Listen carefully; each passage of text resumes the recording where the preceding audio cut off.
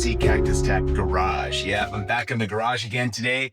And I just picked something up from my gun club. It was shipped in.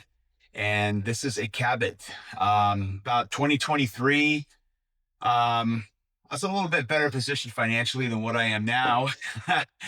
And I said, I really like just a pinnacle piece for the pistol collection.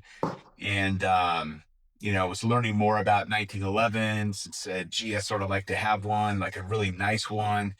And came across Cabot. I wasn't familiar with Cabot at that time. And of course, you get familiar really quick, really fast. And I think Cabot's one of those companies that's done something very unique. There are a lot of fantastic, amazing companies in the world of 1911s. And I'm sure as many of you know, there's, I think, Atlas, Infinity, and a host of even very specialized firearms done by one gunsmith, and I'm not talking about Nightwoods or Night Force. I forget their name right off the bat, but they could be a gunsmith that just only maybe does a handful of orders every year. And these things are just immaculate, right? But came across Cabot and I was really intrigued by some of their more artistic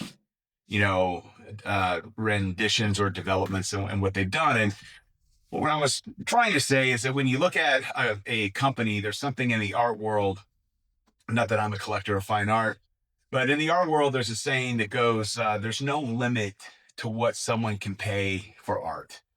And I think Cabot's one of those interesting companies that's really blended art with machinery, machining, some old school processes that require human hands, and some new school, which are state-of-the-art engineering and things, right?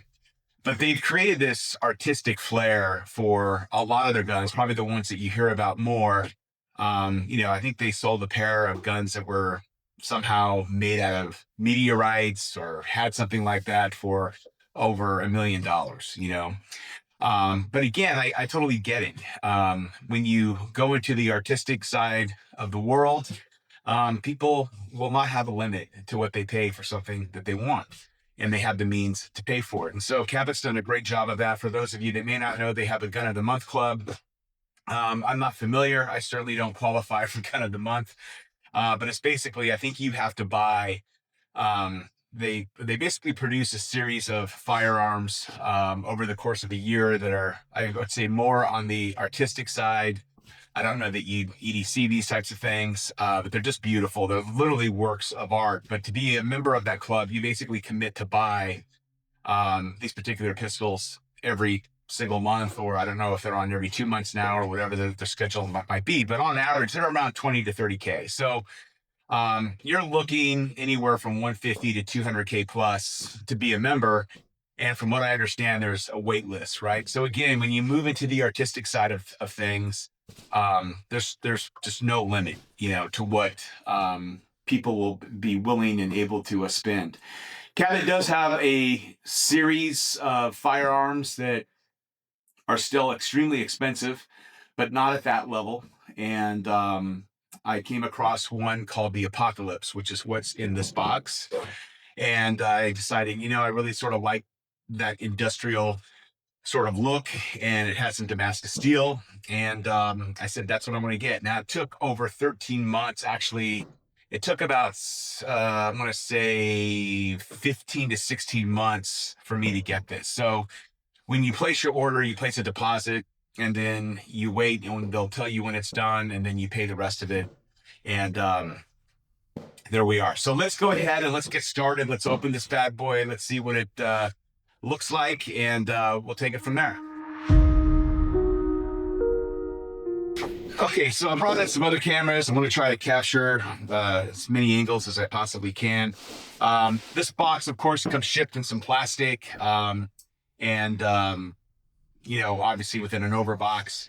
So I've taken it out of there, and they have some sort of wrapping, like sort of art paper, that thicker type of paper that you have. For whatever reason, this is having a hard time getting this out. Let's see if I can do it I'm trying not to tear it to hell.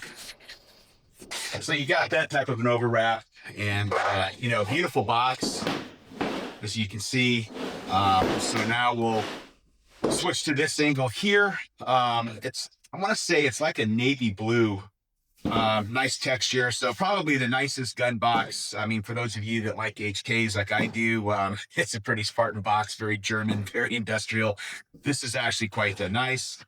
And then I'll just cover up my name and stuff here, but basically you get some type of a certification, and this opens the box right here, and you got a layer of foam.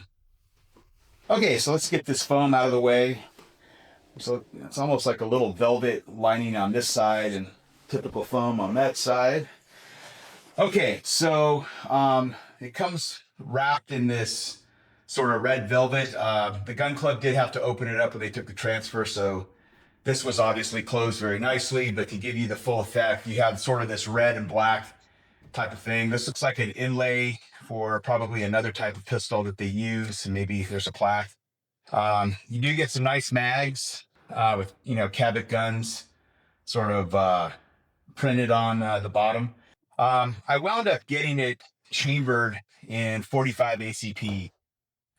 This was a big debate that I had internally, because they had it available in 9mm. And I don't know, you know, the original 1911 was in 45 ACP. I wanted this to sort of be a 1911 statement piece in the collection, so I went with 45 ACP. So let's get this out. You got some velvet, and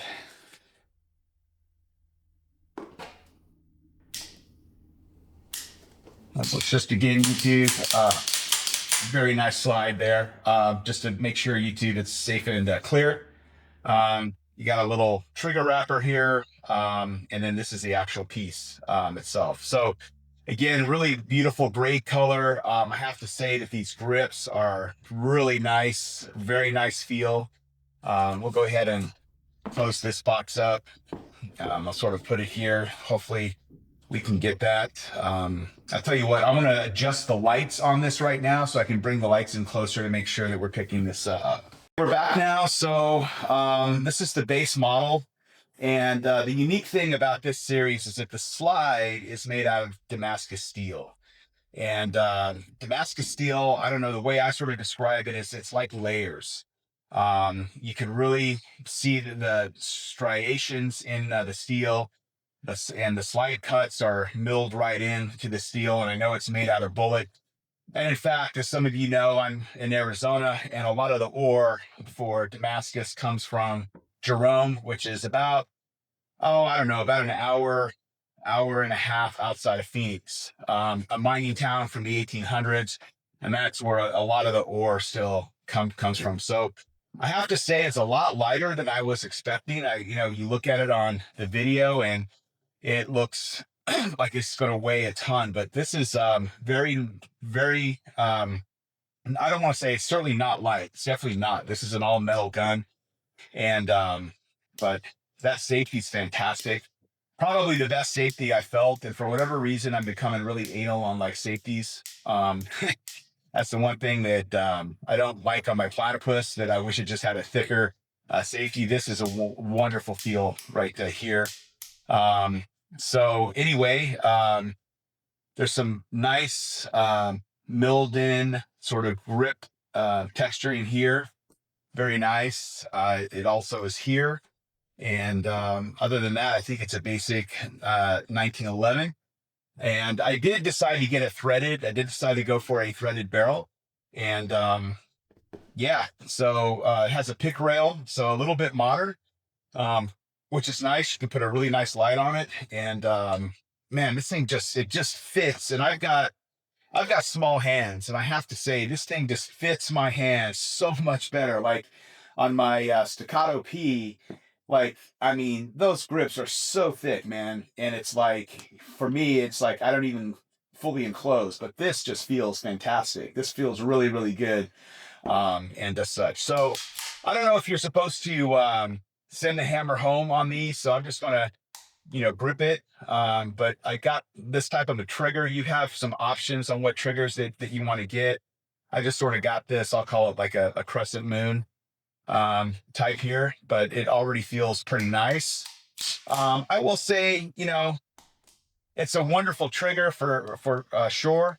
But I think, you know, if you look at the Infinities and some of those, I mean, they've taken trigger to an insane level of development. I don't think it's quite at that level, but I don't think it's anything anyone will have any complaints on either. Very, very nice.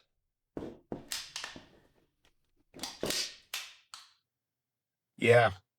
Okay. So anyway, we'll get some close-ups of this, and what I've decided to do is I get a lot of flack. You know, I have some guns that are a little more pricier than others, and I don't know. I try to put the bulk of my money into the firearm, and then I try to save what I can say on the optic. And so I catch a lot of shit for that. Like I have a Staccato P and I'm running a Holosun on that. And, you know, frankly, I really like Holosun optics. I think value for the dollar, they can't be beat, but I get a lot of shit for not running a Trigicon on that pistol. There's some others that, you know, I tend to run the Holosun on, and it's like, I can't believe you're not running an ACOG or something like that, right? But I put all my dollars more in the firearm than I do the optics. And yeah, I am a little cheap when it comes to the optics. Now, I'm not at the Olight level, but on this, I did break down. I did get an SRO, and I want to put an SRO on this based on some of the pictures that I've seen. The SRO just seems to fit this, so we'll put that on and take it from there. But yeah, beautiful firearm. Just excellent workmanship and craftsmanship that went into this. Everything is super tight. There's no wiggle. I mean, this is just a really nicely machined and hand-fitted firearm here. So again, this is just a statement piece for me, pinnacle of my pistol collection, and I look forward to keeping it for a very, very long, long time.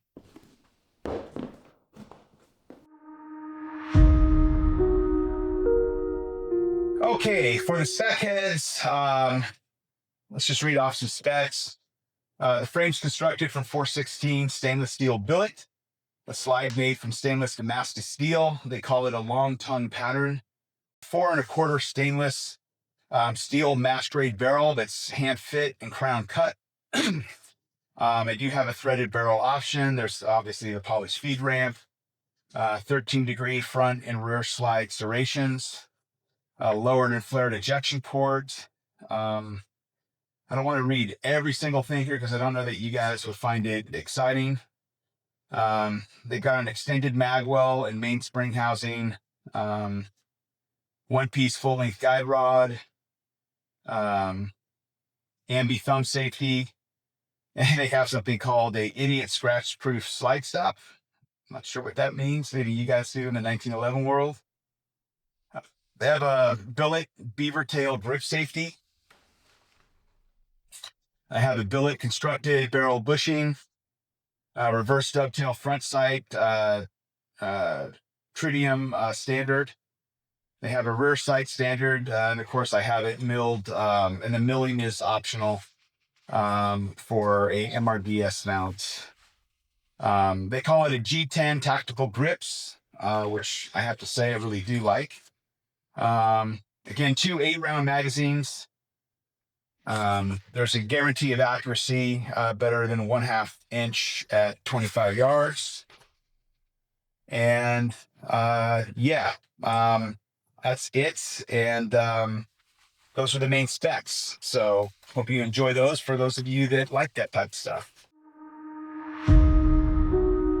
Okay, we finally got the optic installed. It's a Trigicon SRO, as I mentioned before. And I have to say, this optic looks like it was designed to go with this firearm. It just really completes the entire look. And if you're going to get an optic for the Apocalypse, I think this is the optic that you definitely get. Installation couldn't have been made easier. I have to say it fits like a glove within their mounting system. As some of you know, some of these mounting systems for some of these companies, they just haven't figured it out. Cabot figured it out with this. Really great, very secure, and went on without a hitch. So with that, I hope you enjoyed this unboxing. I really enjoy sharing this with you. I'll look to bring further updates as we sort of put this thing to work and see how things go. And with that, signing out, please like and subscribe, and we'll catch you on the next go around.